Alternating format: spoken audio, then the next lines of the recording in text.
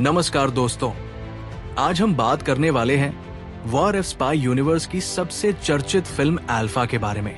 जैसे ही इसका trailer release हुआ, सोशल मीडिया पर तहलका मच गया। इस बार कहानी किसी पुरुष सुपर स्पाई की नहीं, बल्कि दो खतरनाक महिला एजेंट्स की है, जो एक ऐसे मिशन पर निकलती है जो पूरी दुनिया का भविष्य बदल सकता है।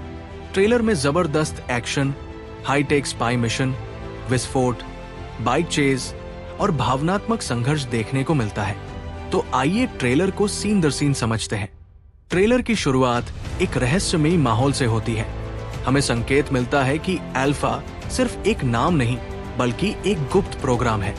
ये प्रोग्राम ऐसे एजेंट तैयार करता है जिन्हें बचपन से ही लड़ने, मारने और मिशन पूरा करने के लिए प्रशिक्षित किया जाता है। ट्रेलर में आलिया भट्ट का किरदार खुद को एक ऐसी लड़की के रूप में पेश करता दिखाई देता है जिसे बचपन से एक हथियार बनाया गया। यहीं से कहानी का असली संघर्ष शुरू होता है। क्या अल्फा प्रोग्राम देश की सुरक्षा के लिए बनाया गया था, या इसके पीछे कोई खतरनाक साजिश छिपी है? ट्रेलर से साफ होता है कि आलिया एक अत्यंत प्रशिक्षित एजेंट की भूमिका निभा रही है।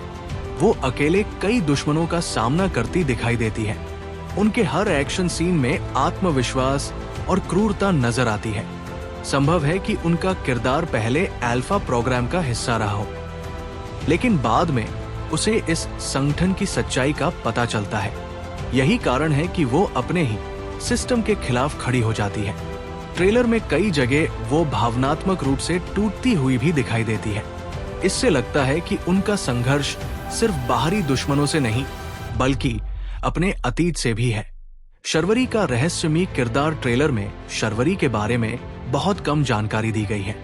यही वजह है कि दर्शकों के बीच सबसे ज्यादा चर्चा उनके किरदार को लेकर हो रही है।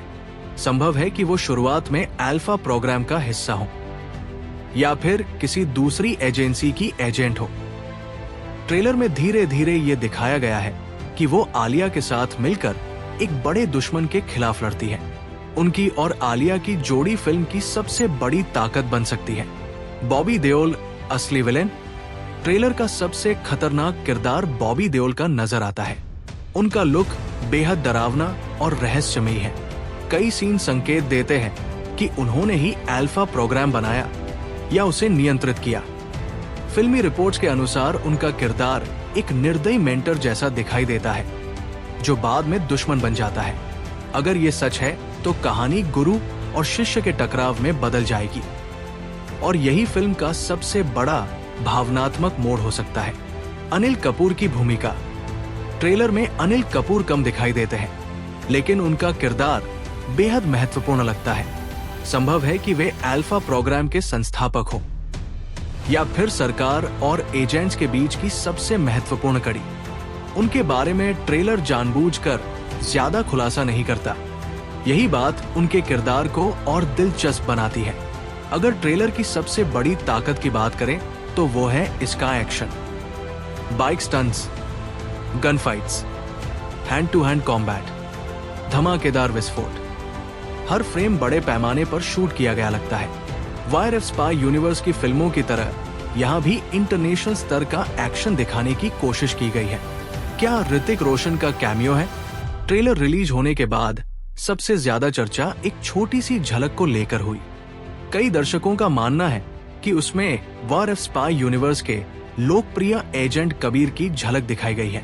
अगर ये सच निकला तो अल्फा सीधे वॉर और बाकी स्पाई यूनिवर्स फिल्मों से जुड़ जाएगी, और भविष्य में एक बड़े क्रॉसओवर की संभावना बढ़ जाएगी।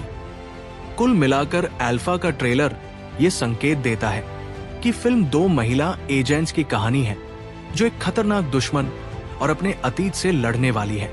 फिल्म में दमदार एक्शन, बड़ा स्केल रहस्यमयी कहानी, बॉबी देओल का खतरनाक विलेन आलिया, और शर्वरी की जोड़ी और स्पाई यूनिवर्स के संभावित कनेक्शन, सब कुछ मौजूद है। अब देखना होगा कि 3 जुलाई 2026 को रिलीज होने के बाद ये फिल्म दर्शकों की उम्मीदों पर खरी उतरती है या नहीं। धन्यवाद दोस्तों।